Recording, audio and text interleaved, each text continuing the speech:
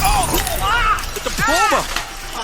God! Ring the bell! What's up, everyone? Welcome to Ring the Bell, the special all-out review. I am your dad bod demigod. My name's Joey Mayberry. I am the interdimensional she-ro, Moxie Molly, and just for you, today we have a guest we've never had before. I am the big Swole. Sorry, it's a little finger here. DS! Hello, everyone! I had to be in this review because All Out is the WrestleMania of AEW. I mean, it is big time. We got some big swole. We got some very, very numb legs, and I'm here for all of it. Alright, so let's jump into the first match. It started the entire show. Well, I think we should first talk about the fact that this match was supposed to be on the buy-in, and then this big hubbub happened about it not being on the buy-in, and then it got put to be on the main card, but I didn't think that was going to equate to it opening the show. And also, Paloma's conspiracy theory is that they put it intentionally in the pre-show just to piss off people, and then to give the image that AEW listen to people, but you know. Conspirator!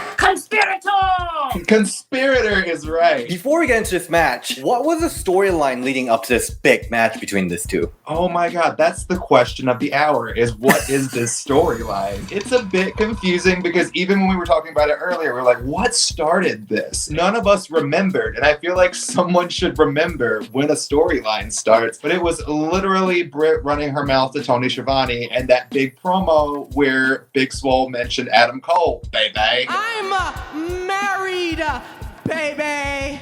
And that was the big moment that kicked off this feud. Except that Britt Baker found a way to stay relevant during an injury, which is something we don't see often.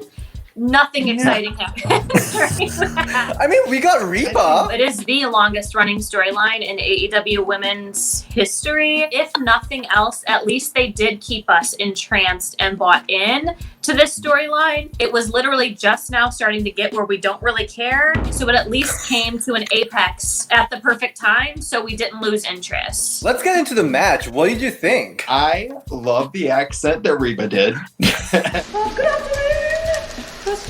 Must fill out a form.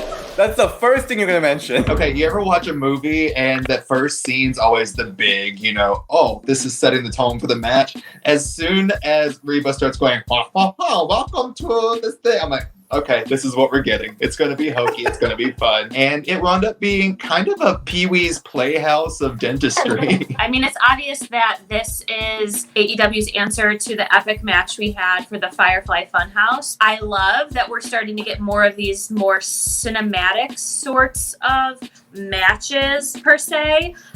Because, I'm a theater person, musical theater. I love when, the dramatics are on 10. Okay, I love it. But I think they took the idea of those sorts of cinematic matches and they kind of made fun of it. I wasn't really into when Big Swole opened up the cabinet and there was chattering teeth. They're making it seem more funny and hokey. I liked it. It seemed funny and hokey, but I get where you're coming from. I don't think they set it up properly because they were trying to make it feel a little bit like a horror movie with Britt Baker stalking in the shadows to come and get Big Swole. I think if they would have shot that to where Big Swole comes into the room and then a loud noise distracts her and then it turns into chattering teeth, that's very Joker Riddler setup, and yes, I was literally going to say the Joker. How at the end of the Michael Keaton Batman, he just finds those the laugh box. You know what I mean? So they took this idea of this cinematic match and they made a joke out of it instead of they had this amazing setup to be able to make this cinematic AF and dark and horror-esque now that we're moving into spooky season, and they kind of threw it away like they do most things for the women. It wasn't a home run, but it was a solid hit to first base. Tony Khan has been touting this match as the first cinematic match for the women in AEW, and I think it came out becoming more of just a hardcore match than cinematic match. The reason why we would do cinematic match is because we can do stuff that you can't not do in the ring. So given that it's a dentist, everyone has some fear of dentists. So I thought she was going to build a freaking fortress out of her dentist. And given that there's a laughing gas, I thought there will be a whole hallucination sequence and everything. So I came in with like high expectation. It didn't necessarily meet that, but I did really like when she walked in. There was a blood, there was a laughing gums, so there were like a little bit of a trap vibes to it. You know, it's really complicated to try to get out of the realm of what is a cinematic match and what is just an out of the ring match. Because I think those are really getting construed. Like, this more felt like back in the day, Stone Cold Steve Austin, Vince McMahon feud, where, you know, they're attacking each other in the hospital. It didn't necessarily feel like the Boneyard match that we got at WrestleMania. It's kind of somewhere in the middle. And I think comparing it to like the Boneyard match or like the greatest wrestling match of all time isn't necessarily the same thing. I think they're kind of in this middle subcategory. I had huge Little Shop of Horrors hopes, but I did not get Little Shop of Horrors vibes. What stands out to you? Reba screaming. Honestly, though, you're laughing, but it's like when you have such a match that had such build-up and the thing that stands out to you is the supporting character, like, there's something wrong with that. It was just the needle went in, and her immediate reaction was to go, "Oh, you stabbed her!" Like, it was bloody murder, blood and guts. And I'm just like, girl, calm down. It's just Novocaine. Yo, that needle going in was kind of gnarly, wasn't it? I was like, damn, I didn't want to see it on my TV. No, that doesn't bother me. You didn't care for it either, Moxie? Needles! It didn't surprise me. I was just like, oh, of course. Oh, I hate needles! She got stabbed! I have like 6 tattoos. Needles are no big thing. And then, you know, the dirty dancing through the degree. I thought that was fun. I just wanted a little more. Because given that, again, All Out is their WrestleMania, I thought this seemed more like a weekly show match than like the WrestleMania Fallout match. Okay, that begs the question. Did this feel more like a buy-in match or a kickoff match? This is supposed to be the WrestleMania, and like Tony Khan brought up, this was the first ever ladies cinematic match. They didn't set history. It wasn't history making like it should have and could have been. But was it entertaining? Oh yes, entertaining. Very funny. It's very hokey, but was that the expectation going in? Not necessarily. I mean, I had fun watching this because, again, Big Swole and Britt Baker and Reba, they're like the 3 people that I could say that I know at AEW. Like, I know them. I like that they used their character to make a match. Again, it didn't meet the expectation, but I was entertained because I love these people. And that kind of actually, that thought process really does lead into the next match that we got.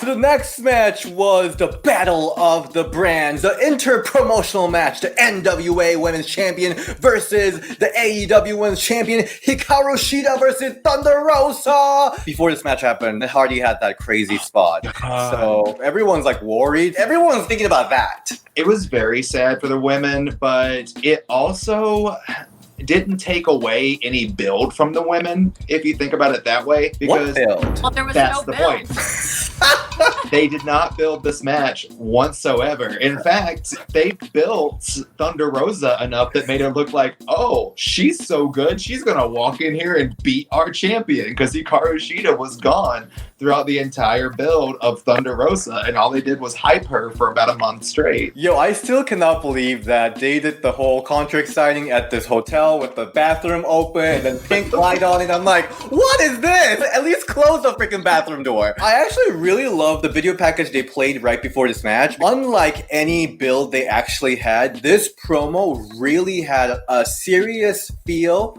where they brought in a lot of footage from NWA, Billy Corrigan voiceover. This really gave this match like an important champion versus champion vibe that we needed from this entire build. I mean, it definitely did, because, like I said before, they really did hype up Thunder Rosa, and Shida was just kind of missing from the entire build to the match, and you kind of had to reintroduce who Shida was along with who Thunder Rosa was in that promo, because they haven't featured really either of these women enough to make this match matter. The casual wrestling fan who maybe only started watching wrestling, is like 14 years old, like started watching WWE, but now is trying to, you know, get into AEW. They're not going to know who the NWA is.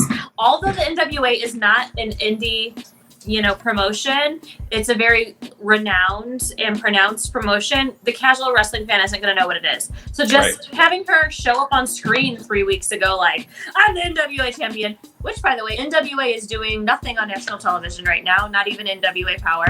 I'm the NWA champion, and I'm here to take over Hikaru Shida. And it's just like, did they make this up? Full disclosure, I only follow NWA because Jazz being a champion there, and then Melina being on there too. Again, they just kind of dropped Hikaru Shida off the map during the Deadly Draw tournament and didn't give her any attention, any sort of match to even build her. Very rarely was she even on AEW Dark. So how are you supposed to have her have a prominent title reign when you just drop her?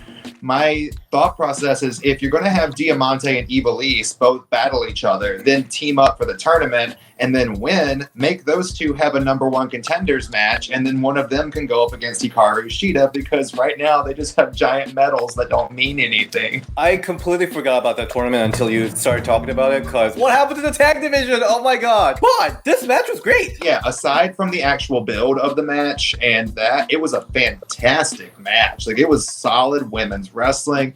They teased some of the spots that you haven't seen the women actually do, like when they were threatening to do that double suplex on either side of the outside.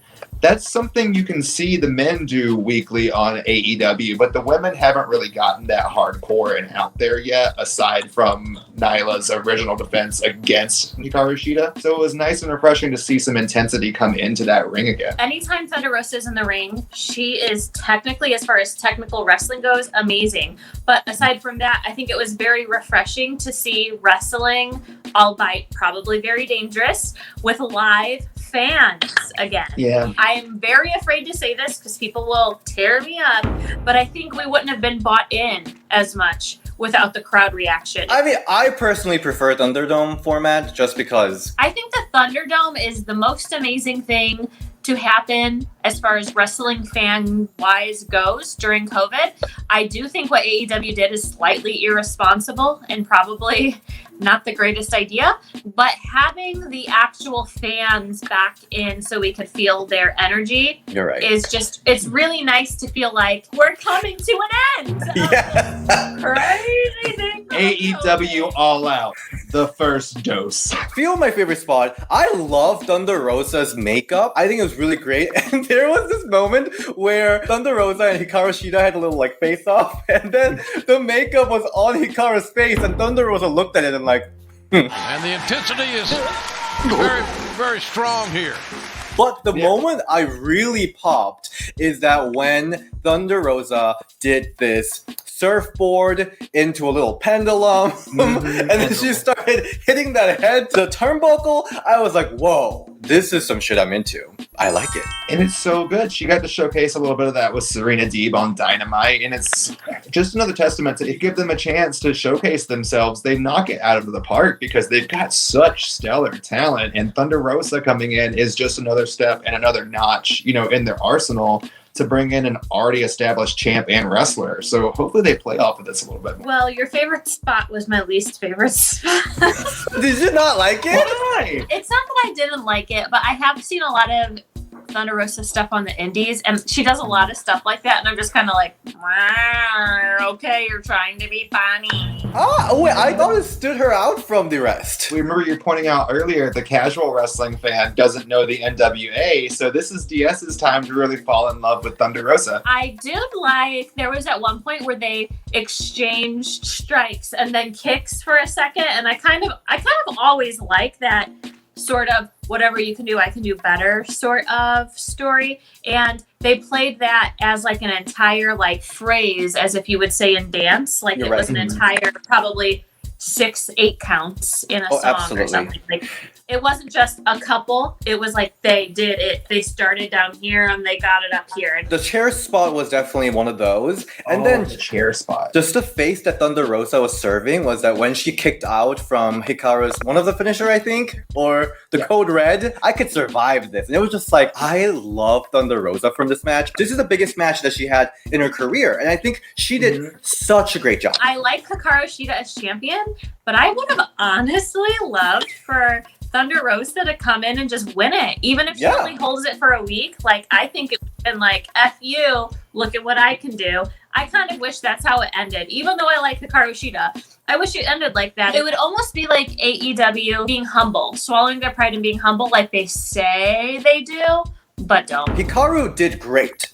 But we already know that Hikaru is a good wrestler. Like, she's had stellar matches after stellar matches, but we don't know anything about her other than the fact that she loves Final Fantasy. I love that she's calling her stretch muffler the Full Metal Muffler. I think that's awesome. But right now, she's just a lot of cool references. I want to know her. I want to know who she is. I want to know what kind of person she is. I want to fall in love with her, but I just don't know anything about her. So every time I see her, I'm like, oh, nice to meet you again. And it seems that they don't have that faith in her to give her a direction, because they're starting to do it with some of the other girls. We have a character arc for Brandi. We have a character arc for Anna and Allie.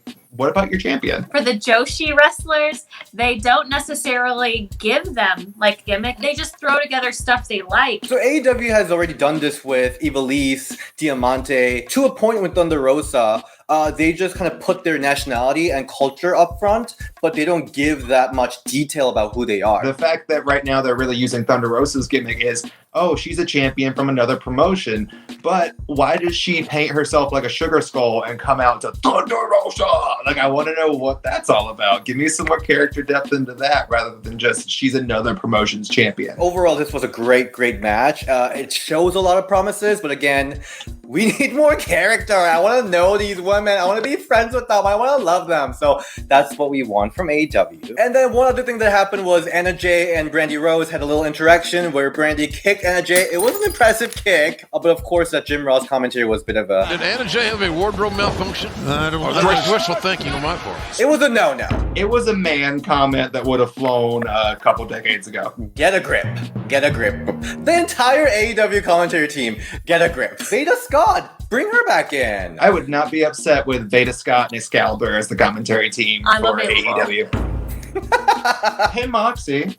Hey, Joey. Hey, DS. Hey, DS. What is your Boom Blast moment of the week? My Boom Blast moment from this show is probably Thunder Rosa and Hikaru Shida teasing those suplexes towards the outside. I just love the visual and the build. I thought that was a lot of fun. My Boom Blast moment was Moxie's literal favorite, but it was a pendulum. I was like, I freaking loved it. That was the moment I think I fell in love with Thunder Rosa. I was like, she's a little quirky, and I like it. My Boom Blast is not... Okay, honestly, her time to shine, Miss Reba at the reception desk. Like...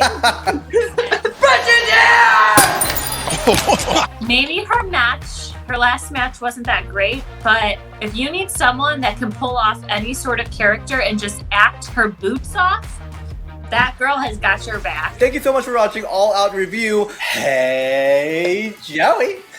Hey, Moxie. Hey, yes. Where can people find you?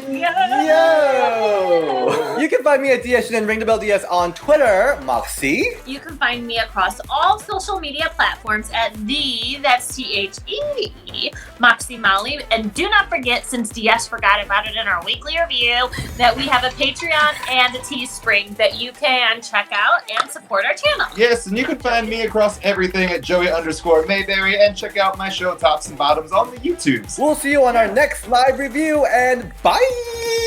Bye. See you later.